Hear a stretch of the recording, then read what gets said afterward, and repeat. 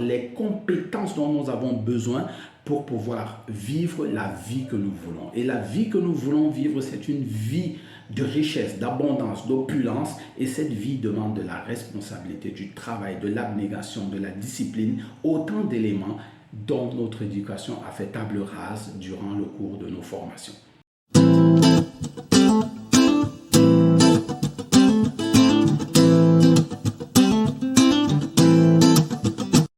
Bonjour et bienvenue à cette vidéo. Je suis Didier Mayem de Be Different. Si vous êtes nouveau ici, vous êtes chaleureusement bienvenu.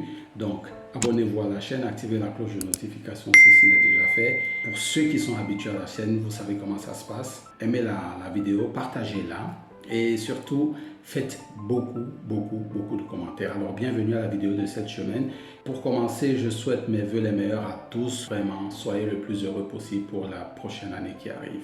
Aujourd'hui, nous allons continuer comme habituellement avec le résumé d'une vidéo. Rappelez-vous, cette chaîne a pour but de vous éduquer à la responsabilité individuelle et à la liberté de votre vie. Et nous utilisons pour cela deux méthodes particulières. Premièrement, les livres et deuxièmement, TechnoTutor. Et aujourd'hui, nous allons particulièrement parler d'un autre livre et la suite de ce livre. C'est L'autoroute du millionnaire de MJ DeMarco. Nous avons déjà fait 3 vidéos qui s'affichent là. Vous pouvez cliquer pour aller regarder cette vidéo si vous ne l'avez pas déjà fait.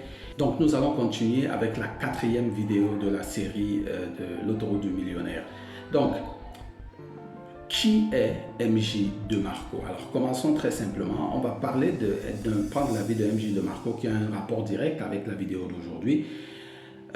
Un commentateur faisait un commentaire un jour en disant que MJ DeMarco a eu de la chance vraiment dans sa vie pour réussir à mener la vie qu'il est en train de mener en ce moment.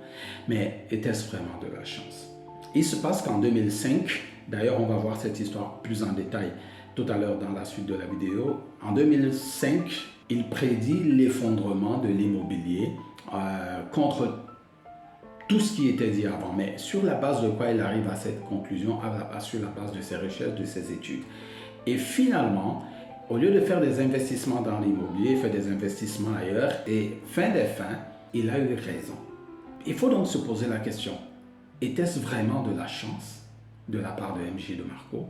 MJ DeMarco a utilisé une stratégie bien précise pour arriver au résultat auquel il est arrivé. Donc, cette pan de la vie de MJ DeMarco est particulièrement intéressante pour la suite de la vidéo, donc gardez cela présent à l'esprit. Alors, pour le résumé de ce que nous allons voir aujourd'hui, eh bien aujourd'hui nous allons voir la 3e partie de ce livre gigantesque, pour connaître de long en large ce livre, aller dans la première vidéo que nous avons tournée à ce sujet. Cette partie comporte uniquement 5 chapitres, le chapitre 5, 6, 7, 8 et 9. Et donc le chapitre 5 nous parle spécifiquement de la voie la plus empruntée par les humains aujourd'hui. Il s'agit de la voie du trottoir. Alors qu'est-ce que c'est que le trottoir? Est-ce que vous êtes dans le trottoir? Est-ce que vous avez emprunté cette voie?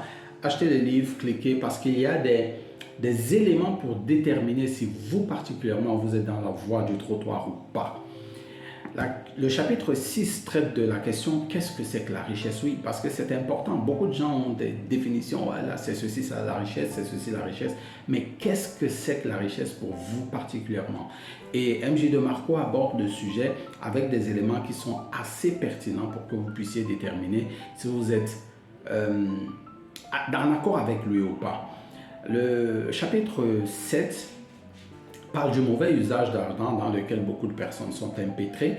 Le chapitre 8 parle des chanceux. En fait, tous les gars qui sont vénards, toutes les personnes qui sont vénards entre guillemets et qui ont atteint des sommets dans la vie, en fait, ils ont simplement tenté leur chance. Et c'est ce que va démontrer ce chapitre 8, intéressant à la lecture d'ailleurs. Le chapitre 9, le dernier de cette vidéo de résumé, traite du sujet « La richesse est égale à la responsabilité ».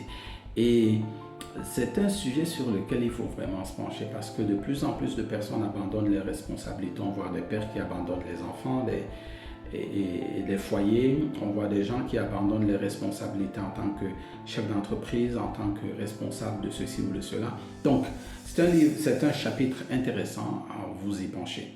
Alors maintenant, quels sont les morceaux choisis que j'ai choisis dans ces 5 chapitres? Eh bien, le premier morceau choisi parle essentiellement, commence à parler de ce dont parle le titre de ce livre. Avoir de la chance ne règle pas les problèmes d'argent, encore moins avoir plus d'argent. Et comment cela? M.J. de Marco aborde le point, et ça nous allons le voir à la page 73, le paragraphe 2. Commençons par cette phrase. Il dit « Peu importe combien vous gagnez, vous ne pouvez pas remédier à une mauvaise gestion financière avec plus d'argent. » C'est clair. Mais pourquoi il en est ainsi? Pourquoi c'est impossible de le faire? Au paragraphe, à la page 72, écoutez la question qu'il pose pour permettre de réfléchir à ce point. Pourquoi est-ce que quelque chose que vous faites depuis 5, 10, 20 ans commencerait à marcher tout à coup? Oui, le comble de l'absurdité, c'est de répéter les mêmes gestes constamment et de s'attendre à des résultats différents. Oui, plus d'argent ne résout pas vos problèmes. C'est ce que vous avez toujours fait. Vous avez toujours cherché plus d'argent. Mais est-ce que cela a résolu votre problème? Vous êtes toujours retombé dans des problèmes d'argent. N'est-ce pas le cas? Regardez votre vie et observez. À chaque coup, vous vous êtes dit, ah, si j'avais plus d'argent, vous êtes allé chercher plus d'argent. Mais est-ce que ça empêchait que les problèmes ou les problèmes financiers se reposent? Absolument pas. Donc, le problème est ailleurs. Mais comment ça, le problème est ailleurs? M.J. de Marco met le doigt sur le point. Il dit ceci, la discipline financière se fiche du niveau de revenu. Quel que soit l'argent que vous gagnez, si vous n'êtes pas discipliné, ça ne vaut pas la peine. En quoi est-ce que cela est pertinent? En fait, l'on ne résout pas une mauvaise gestion financière par davantage d'argent. Davantage d'argent ne permet pas d'acheter une discipline financière. Ceux qui manquent de discipline financière font un mauvais usage de leur argent. Il n'y a qu'un changement d'état d'esprit face à l'argent pour résoudre le problème. Voilà le point sur lequel il faut s'attarder. Eh bien, avoir davantage de l'argent ou bien chercher à avoir de la chance d'avoir plus d'argent ne va pas résoudre vos problèmes d'argent. Au contraire, c'est la discipline financière et le changement d'état d'esprit qui est la solution à vos problèmes d'argent. La deuxième pépite de ce livre, alors j'ai choisi cette pépite parce que il y a beaucoup de conjectures sur ce sujet. Qu'est-ce que c'est que la richesse? Comment est-ce qu'on définit la richesse? Pour certains, c'est de l'argent. Pour certains, c'est du matériel. Pour certains, c'est la famille. Pour certains, c'est l'amour de leurs enfants. Pour certains, c'est ceci. Pour certains, c'est cela. Écoutez, honnêtement, j'épouse grandement l'idée que partage ici M.J. de Marco à la page 78 et le paragraphe 2 et 3. La richesse n'est pas aussi ambiguë qu'il y paraît. J'ai connu les moments les plus heureux de ma vie quand j'ai ressenti la vraie richesse. Et vous savez quoi? Ça n'a pas été le jour où j'ai acheté ma première Lamborghini. Ça n'a pas été le jour où j'ai aménagé dans une grosse maison à la montagne ou que j'ai vendu ma société pour des millions. La richesse ne provient pas des possessions matérielles, d'argent ou de choses, mais de 3 éléments fondamentaux. La famille, entre parenthèses, les relations, la forme physique, entre parenthèses, la santé, et la liberté, entre parenthèses, le choix. C'est dans cette trilogie que vous trouverez la vraie richesse et oui, le bonheur. J'épouse vraiment cette idée parce que les relations que nous avons avec les autres, notre famille en particulier et puis notre communauté en général, notre santé physique, notre capacité d'avoir le choix dans la vie sont ce qu'on appelle la richesse. Maintenant, financièrement, mais c'est quoi être riche financièrement? Si on parle en termes d'argent, qu'est-ce que c'est qu'être riche en termes d'argent? Écoutez, être riche, c'est de faire bouger les choses.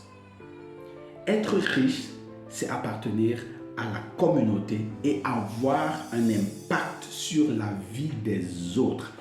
Pour être riche, vous devez avoir un impact sur la vie des autres personnes, un impact sur lequel ils sont prêts à mettre de l'argent pour vous. Et un gros impact. Donc, si vous voulez des millions, il faut impacter des millions de vies. C'est comme ça que je peux définir la richesse financière. Mais la richesse en elle-même, Ce sont ces trois éléments, notez-le très bien. La famille, la santé, le choix. Est-ce que vous les avez? Si vous ne les avez pas, il est certainement temps pour vous de travailler à ces éléments. Développer votre communauté, votre famille, développer votre santé et développer votre liberté, votre capacité de faire les choix qui vont avec vous, des choix dans tous les domaines. Maintenant, le point que nous avons traité, le tout premier point, c'est-à-dire que plus d'argent ne règle pas les problèmes d'argent. Et l'histoire de MJ DeMarco que nous avons vue au préalable est un point important dans cette pépite, dans cette troisième pépite. Il s'agit de cette histoire, écoutez attentivement la page 107 et au paragraphe 1. En août 2005, dans un forum public, j'ai annoncé la crise immobilière qui allait arriver en m'appuyant sur 7 grandes raisons. Il s'est trouvé que j'avais raison et cette vérité s'est cristallisée parce que j'ai choisi de prendre certaines décisions financières moi-même. Je ne me suis pas fié au grand discours de la CNBC qui assurait que l'immobilier était une valeur sûre. Je ne me suis pas fié aux médias généralisés. Je ne me suis pas fié aux autres. Je me suis fié à moi-même. J'étais au volant. Et ce qui est formidable quand on est au volant, c'est quelque chose qui échappe à presque tout le monde. On a la responsabilité. Quel rapport avec la richesse? Notez déjà ici que MJ DeMarco a prévu la crise immobilière. Mais sur la base de quoi? Et le fait qu'il ait esquivé cette crise immobilière avec d'autres sources de revenus, est-ce la preuve qu'il a eu de la chance? Absolument pas. Ce n'est pas de la chance qu'il avait.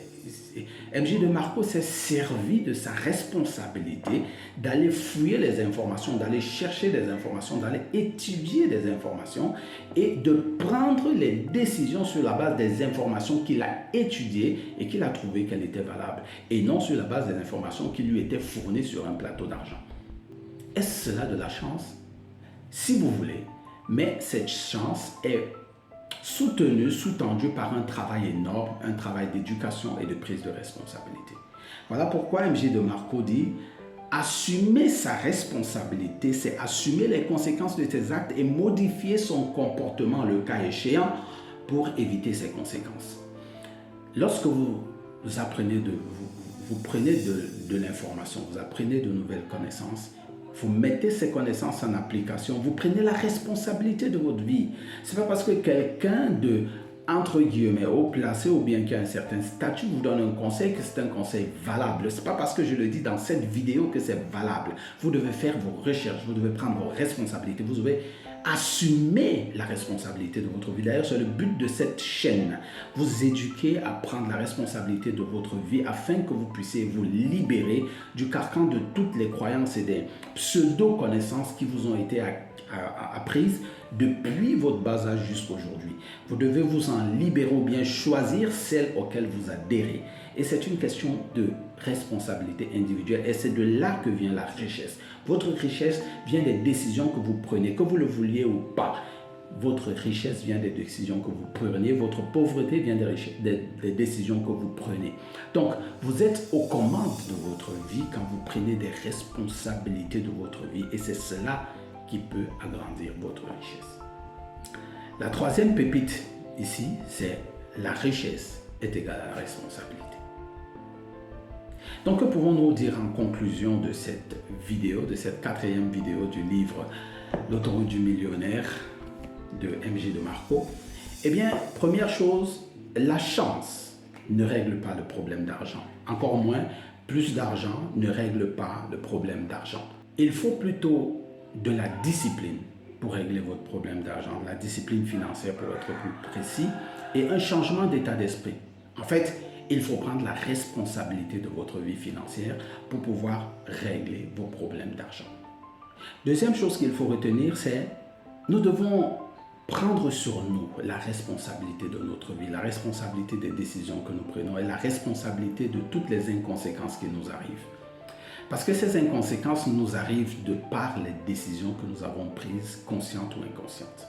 Quand nous ne prenons pas la responsabilité de notre vie, nous restons la victime des autres et nous ne prenons pas la direction, les manettes de volant de notre vie. Or, la richesse se cache dans la responsabilité parce que ceux qui sont devenus riches aujourd'hui, alors riches, quand je parle de riches, je parle vraiment de riches, c'est ceux qui ont tenté leur chance, qui ont pris leurs responsabilités, qui ont pris les devants, qui ont mené des actions, qui ont passé un processus, qui ont pris la responsabilité de leur vie. Malheureusement, nous n'avons pas été éduqués à prendre la responsabilité de notre vie. Nous n'avons pas été éduqués à être disciplinés. Nous n'avons pas été éduqués à faire des efforts. Nous n'avons pas été éduqués à supporter des échecs.